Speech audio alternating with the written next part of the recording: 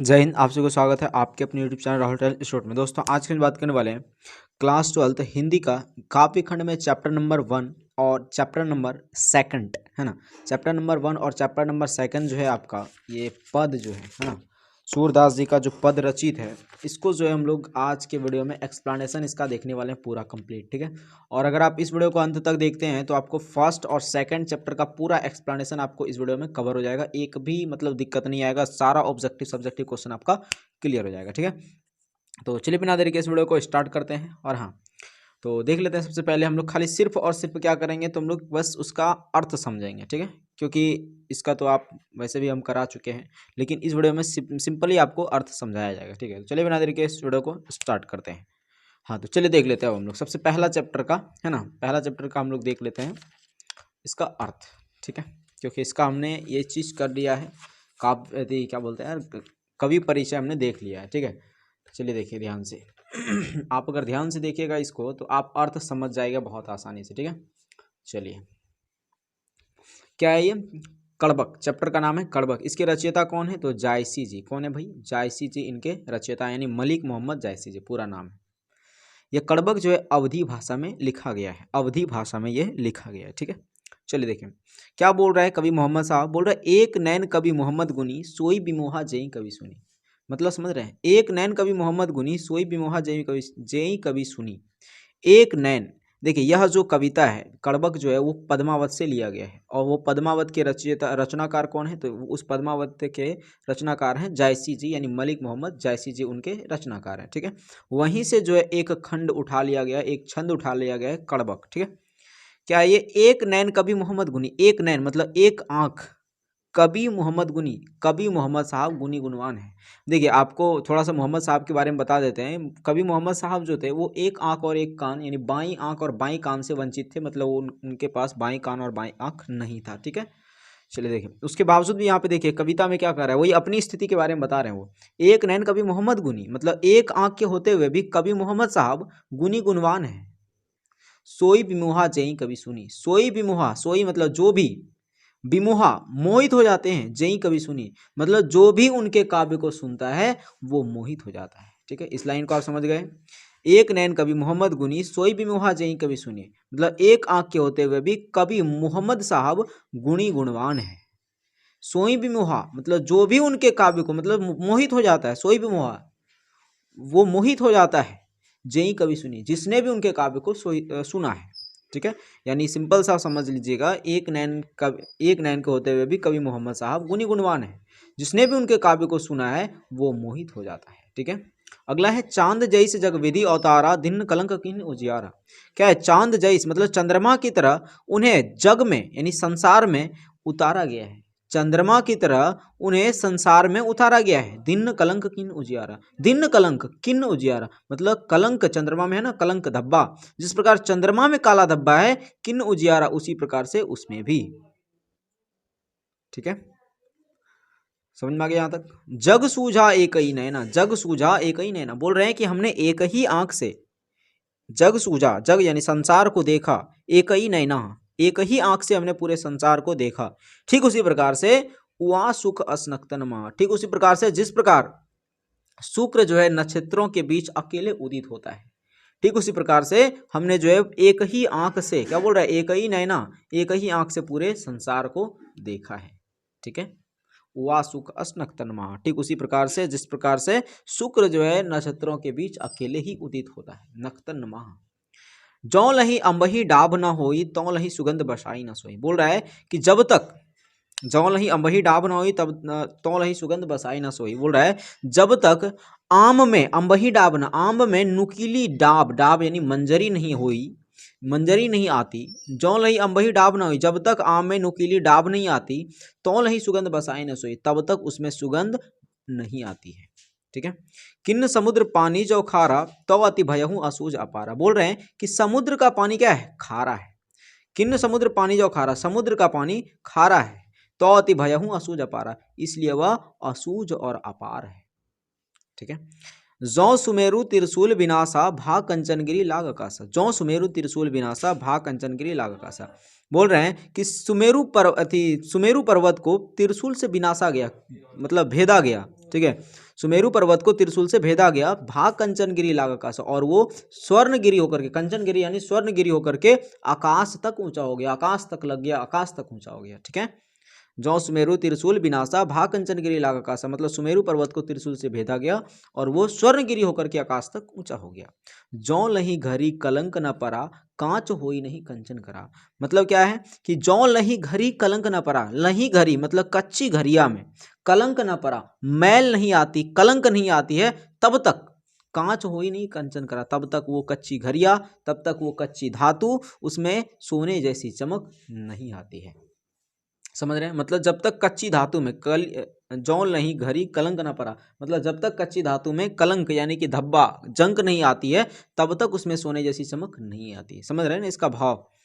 एक नैन जस दर्पण और ते ही निर्मल भाव, सब रूपवंत गही मुख जो वही कही चाव। देखिए, एक नैन जस दर्पण और, कभी मोहम्मद साहब कह रहे हैं कि हम जो है एक ही आंख के हैं, उसके बावजूद भी एक नैन जस दर्पण और ते ही निर्मल भाव, मतलब एक आंख के होते हुए भी, एक नैन जस एक आंख के होते हुए भी दर्पण की तरह, दर्पण औते ही निर्मल भाव, दर्पण की तरह वो निर्मल और स्वच्छ भाव वाले हैं। ठीक है। एक आंख के होते हुए भी कवि मोहम्मद साहब क्या है? दर्पण की तरह स्वच्छ और निर्मल भाव वाले हैं। सब रूपवंत गई मुख जो वही कही चाहो, बड़े बड़े रूपवान लोग गही मुख, उनके मुख की तरफ देख करके जो वही कवि चाहो, कुछ पाने की इच्छा रखते हैं, कुछ जानने की जिज्ञासा रखते हैं। समझ में आ गया आपको? ये लाइन आपको समझ में आ गया होगा। आप फिर से यहाँ से रिपीट करिए और वीडियो को फिर से देखिए। ठीक है, ताकि आपको याद ही हो जाए क्लास में ही। अगला देखते हैं, अगला पंक्ति क्या कह रहा है। ये भी जो है पद्मावत से ही लिया गया, अवधी भाषा में ही रचित है। किसने रचा है? तो मलिक मोहम्मद जायसी जी, है ना। मोहम्मद यही कभी जोरी सुनावा, दूसरा पंक्ति में देखिए, दूसरा कड़वा बोल रहा है, ये मोहम्मद यही कभी जोरी सुनावा, सुना जो प्रेम पीर गा पावा। मतलब कवि मोहम्मद साहब कहते हैं कि जिसने भी उनकी कविता को सुना है, देखिए, मोहम्मद यही कभी जोरी सुनावा, सुना जो प्रेम पीर गा पावा। मतलब कवि मोहम्मद साहब कहते हैं कि जिसने भी उनके द्वारा लिखित कविता को जोरी सुनावा, मतलब मोहम्मद साहब द्वारा लिखित कविता को, मोहम्मद यही कभी जोरी सुनावा, मतलब मोहम्मद साहब की कविता को जो जोड़ा है उसने, उसको जिसने भी सुना है, सुना जो प्रेम पीर गा पावा, जिसने भी सुनाया उसने प्रेम की पीड़ा का अनुभव किया है। ठीक है। जोरी लाई रकत के लई, गाढ़ी प्रति नैन जल भेई। जोरी लाई रकत के लई, मतलब उन्होंने जो है वो कह रहे हैं कि हमने इस कविता की रचना रक्त की लेई लगाकर की है, रक्त की लेई लगाकर हमने इसे जोड़ा है। गाढ़ी प्रीति नैन जल भेई, और गाढ़ी प्रीति नयन जल में भिंगोया है। औमन जानी कवि तस्किन्ना, मतलब औमन जानी, हमने यह जान करके कवि तस्किन्ना, कविता की रचना की है। मकु या रहे जगत महचिन्ना, मैं रहूं ना रहूं, यह जगत में जो है मेरे चिन्ह के रूप में विद्यमान होगा। कहाँ सौ रतनसेनी असराजा, कहाँ सुआ असी बुद्धि उपराजा।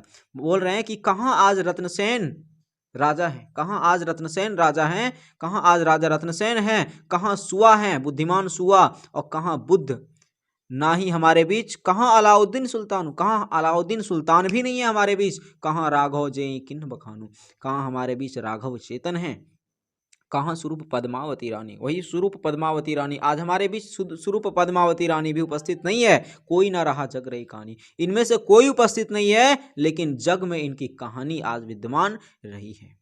ठीक है, इनमें से कोई उपस्थित नहीं हमारे बीच, लेकिन इनकी कहानी जो है जग में आज भी क्या है? विद्यमान है। ठीक है, वही बोल रहे हैं, धनी सो पुरुष जस कीर्ति जासो फूल मरे पे मरे न। क्या बोल रहे हैं? बोल रहे हैं कि धन्य है वो पुरुष, धनी सो पुरुष, धन्य है वो पुरुष, जस कीर्ति जासु, जिसकी कीर्ति और प्रतिष्ठा, कीर्ति जासु यानी कीर्ति उसी प्रकार से रह जाती है जिस प्रकार फूल मरे पे मरे न वासु, फूल के मुरझा जाने पर भी उसकी बास यानी सुगंध नहीं मरती है, नहीं मुरझाती है। समझ में आ गया आपको? तो यही कहने का तात्पर्य है कि जो भी व्यक्ति मर जाता है लेकिन उनकी कीर्ति अगर रह जाता है ना, तो समझिए वो मरता नहीं है वो। ठीक है, उनकी कीर्ति तो सदा विद्यमान रहती है अमर के रूप में। कई ना जगत जस बेचा, जगत जस मतलब होता है कीर्ति प्रतिष्ठा, किसी ने ना तो जस को बेचा है। कई ना लिन्न जस मोल, किसी ने ना तो जगत में जस को बेचा है, यश यानी, ठीक है, और ना तो इसे किसी ने खरीदा है। जो यह पढ़े कहानी हम सवरे दो बोल, जो भी यह कहानी पढ़ेगा हम समझेंगे कि वो हमें दो शब्दों में याद रखेगा, ऐसी चेष्टा कर रहे हैं वो। ठीक है, तो ये कड़बक तो आपका समाप्त हुआ भाई। आप इसका यहाँ से चाहें तो आप स्क्रीनशॉट लें और खुद इसका बनाएं, ठीक है, या फिर रिपीटेड देखें यहाँ से, फिर जो है आप दूसरा चैप्टर का देखिएगा। ठीक है, हाँ, तो अब हम लोग जो है देखते हैं यहाँ से दूसरा चैप्टर का ऑब्जेक्ट थी या दूसरा चैप्टर का, ठीक है, पद, यानी कि सूरदास जी द्वारा वो रचित है, ठीक है, ब्रज भाषा में रचित है वो, ठीक है। ये देखिए सूरदास जी आपको दिख रहा होगा चित्र में, है ना, सूरदास जी, इनके द्वारा रचित है, ठीक है ना, वैरागी जीवन, ठीक है। इन्होंने किस भाषा में रचा है पद को? तो ब्रज भाषा में, ठीक है। चलिए देखते हैं, आप ध्यान से सुनिएगा इसको, अब बहुत ही अच्छे से आपको समझ में आ जाएगा, क्लास में ही याद हो जाएगा, ठीक है। देखिए और लिखने का प्रयास कीजिएगा फिर बाद में। क्या है, बोल रहा है कि जागिए। अब देखिए पहले थोड़ा सा हम चर्चा बता देते हैं। ये जो है सूरदास जी जो है, इनमें श्री कृष्ण के जीवन का बहुत ही महत्वपूर्ण जो है स्थिति का, बहुत ही महत्वपूर्ण दृश्य का वर्णन किए हैं। बहुत ही महत्वपूर्ण दृश्य, क्या दृश्य है तो ध्यान से आप देखिएगा, आपको बहुत ही अच्छे से समझ में आ जाएगा, ठीक है। देखिए पहला जो पद है उसमें इन्होंने बताया है कि श्री कृष्ण को जो है भोर होने की उपमा दिया जा रहा है। क्या दिया जा रहा है? श्री कृष्ण को भोर होने की उपमा देते हुए उन्हें जगाया जा रहा है। किनके द्वारा? माता यशोदा द्वारा, ठीक है।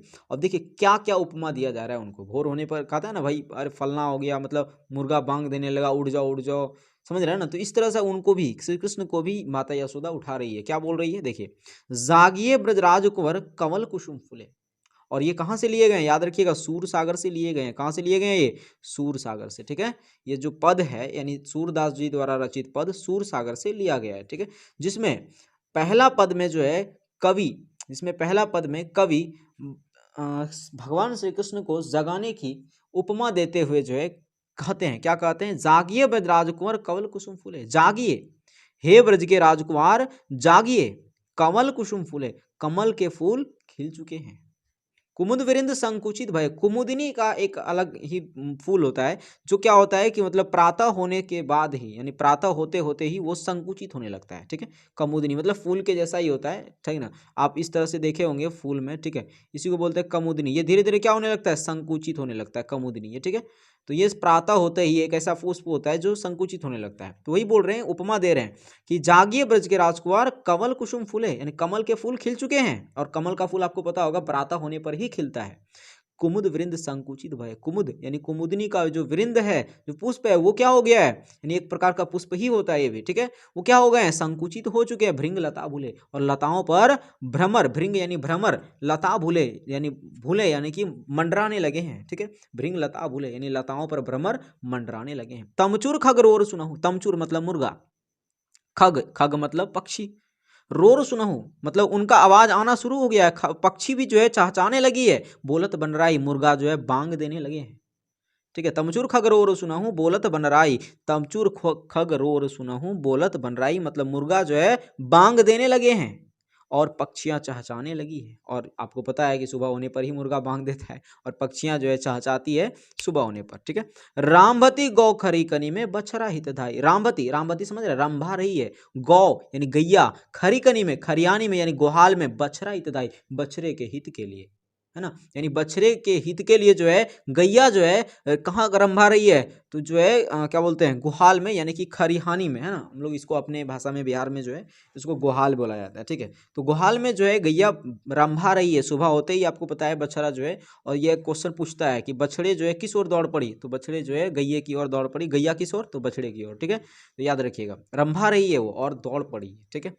विधु मलिन रवि प्रकाश, और मलिन, विधु मलिन मतलब चंद्रमा का प्रकाश क्या हो चुका है? मलिन हो चुका है। रवि प्रकाश गावत नर नारी, विधु मलिन यानी चंद्रमा का प्रकाश मलिन हो चुका है और रवि प्रकाश निकल चुका है, जिसके कारण से सुबह होने के कारण से प्रातः ही जो है न गावत नर नारी, और नर नारी गीत गा रहे हैं। सूर श्याम अपरात उठो अंबुज करधारी, हे सूर श्याम, हे श्याम, हे अंबुज करधारी, हे हाथों में कमल धारण करने वाले श्री कृष्ण, आप उठो, प्रातः हो गए हैं, प्रातः हो चुके हैं। समझ में आ गया, है ना, समझ में आ गया। एक बार और फिर से हम लोग रिवीजन मार लेते हैं, तुरंत एकदम तुरंत हो जाएगा। देखिए, जागिए ब्रजराज कुंवर कमल कुसुम फूले, हे ब्रज के राजकुमार जागिए, कमल के फूल खिल चुके हैं। कुमुद वृंद संकुचित भये भृंग लता बुले। कुमुदनी का वृंद जो है, कुमुदनी एक प्रकार का पुष्प जो है वो संकुचित हो चुके हैं और लताओं पर भ्रमर मंडराने लगे हैं। तमचुर खगरोर सुनहु बोलत बनराई, यानी मुर्गे बांग देने लगे हैं। पक्षियां जो है चहचहाने लगी है। रामवती गौ खरी कनी में बछरा हितदाई, बछरे के हित के लिए जो है गैया जो है रंभा रही है गुहाल में, खरिहानी में। ठीक है। विधु मलिन रवि प्रकाश, यानी चंद्रमा जो है, चंद्रमा का प्रकाश मलिनता छा गया है और रवि प्रकाश निकल गए हैं, जिसके निकलने के तत्पश्चात ही गावत नर नारी गीत गा रहे हैं। सूर्य श्याम प्रात उठो अंबुज करधारी, हे अंबुज करधारी, हे कमलधारी श्री कृष्ण आप उठो, प्रातः हो चुके हैं। समझ में आ गया ये आपको? ठीक है। चलिए देखिए दूसरा हम लोग पद देखते हैं। दूसरा पद में देखिए, दूसरा पद में भी क्या कहा गया है, तो दूसरा पद में अलग दृश्य है। ये भी सूरसागर से ही लिया गया है, ये भी जो है ब्रजभाषा में ही है, ये भी इसके रचयिता भी सूरदास जी हैं। लेकिन कारण यह है कि इसमें क्या बताया है, पहला में क्या दृश्य है, भोर होने की उपमा देते हुए श्री कृष्ण को जगाने का उपदेश है ना। और दूसरे में क्या है, तो दूसरे में है श्री कृष्ण जी नंद बाबा के गोद में बैठ करके आंगन में भोजन कर रहे हैं, वही दृश्य को दिखाया गया। बोल रहा है जेवत श्याम नंद की कन्या, कन्या मतलब गोद। ठीक है। क्वेश्चन पूछता है कन्या का अर्थ क्या होता है, गोद। जेवत श्याम नंद की कन्या मतलब कि नंद बाबा के गोद में जेवत श्याम, श्याम यानी श्याम पता है ना, श्री कृष्ण जी है बैठ करके भोजन कर रहे हैं। ठीक है, यानी आंगन में। ठीक है। जेवत श्याम नंद की कन्या मतलब नंद बाबा के गोद में श्री कृष्ण बैठे हुए हैं। जेवत कछु खात कछु धरणी गिरावत छवि निरखती नंदरनिया, बोल रहे हैं कुछ खाते हैं मतलब भोजन कर रहे हैं, है ना, गोद में बैठ करके, नंद बाबा की गोद में बैठ करके श्री कृष्ण भोजन कर रहे हैं। और बोल रहे हैं कछु खात कछु धरणी गिरावत छवि निरखती नंदरनिया, कुछ खाते हैं कुछ धरती पर गिराते हैं। और इस छवि को देखती है कौन, नंदरनिया यानी माता यशोदा देखती है ना।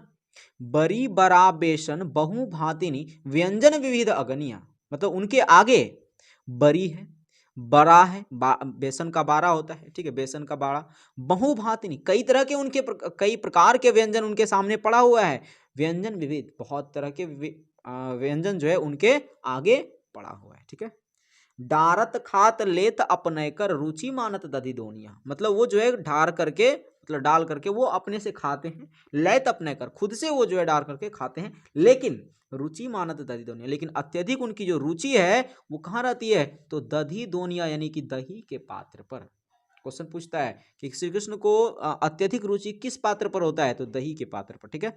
मिश्री दधी, दधी यानी दही, मिश्री दधी माखन मिश्रित करी, यानी कि मिश्री और दही को, मिश्री जानते हैं ना जो चीनी का थोड़ा सा आकार बड़ा रहता है, शक्कर वगैरह। ठीक है।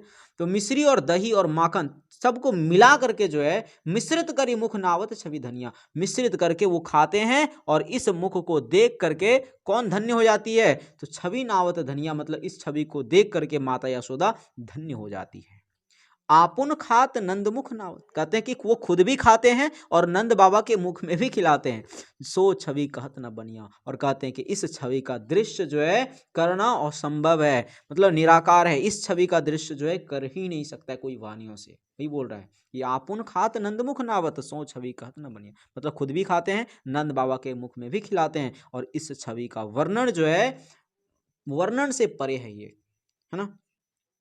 जो रस नंद जसोदा बिलसत सो नहीं तिहु भुवनिया, जो रस नंद जसोदा बिलसत सो नहीं तिहु भुवनिया, बोल रहे हैं कि ये जो श्री कृष्ण को भोजन कराने का अवसर मिल रहा है, श्री कृष्ण के साथ जीवन बिताने का जो अवसर मिल रहा है, वही बोल रहे हैं कि जो रस नंद बाबा और यशोदा मैया को मिल रहा है ना, सो नहीं तिहु भुवनिया, वो तीनों भुवन में किसी को संभव ही नहीं है, किसी को संभव नहीं हुआ है वो रस, है ना, वो अवसर किसी को नहीं मिला है।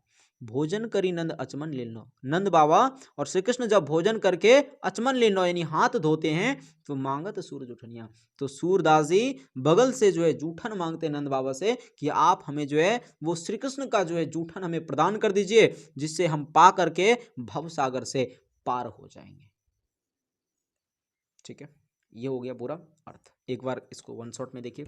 जेवत श्याम नंद की कन्या कछुक खात कछु धरणी गिरावत छवि निरखती रनैया, है ना। जेवत श्याम नंद की कन्या, मतलब नंद बाबा के गोद में बैठ करके श्री कृष्ण भोजन कर रहे हैं। क्या कर रहे हैं, तो कछु को खात कछु धरनी गिरावत छवि निरखति रनिया, मतलब कि कुछ खाते हैं वो और कुछ धरती पर गिराते हैं। और इस छवि को देख करके नंद की रनिया, इस छवि को कौन देख रही है, नंद की रनिया यानी कि यशोदा मैया देख रही है।